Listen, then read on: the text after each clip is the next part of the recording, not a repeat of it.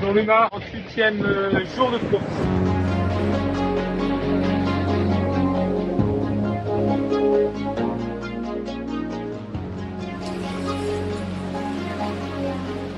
Petite escale en Nouvelle-Zélande, à Dundee.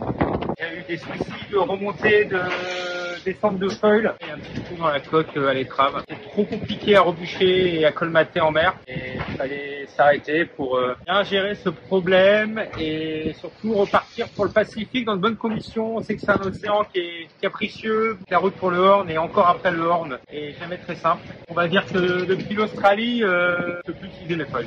À bâbord, on l'avait enlevé à Capton et là le tribord il fonctionne plus. Donc, naviguer en ultime sans foil, c'est vraiment pas simple. C'est vraiment des bateaux qui sont faits pour voler. En fait, nos foils sont vraiment faits pour faire aller plus vite que le bateau, mais en fait, ça nous rajoute énormément de confort aussi.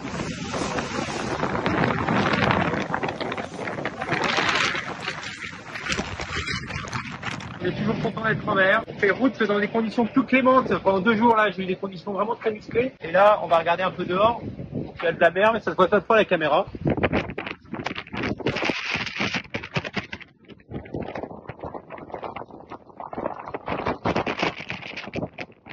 Les cheveux là, ça commence à être la cata. Je me fais des cheveux blancs là, je vois ça là.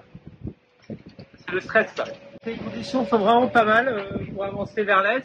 On va sûrement devoir ralentir pendant quelques heures, pendant une petite journée, pour laisser passer une grosse dépression qui va passer juste devant nous au Cap Horn.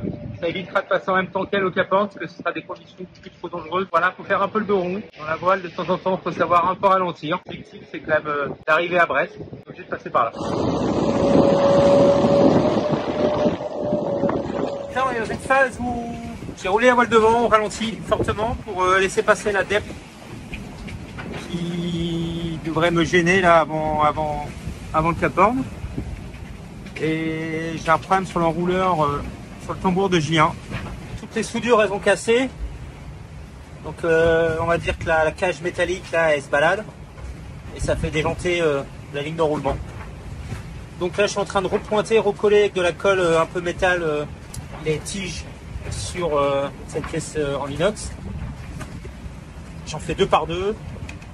Et après je vais devoir refaire un congé avec de la colle et je vais essayer d'enrouler du carbone un peu tout autour. Je commence à prendre le carbone.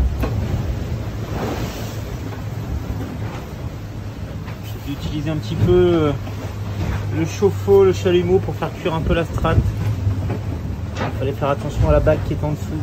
Mais bon, c'est pas mal. Voilà, donc au final on va en profiter pour faire tout le tour du bateau aussi et essayer de se reposer après les petites séances de bricolage. Je vais vous montrer l'extérieur, trop très joli.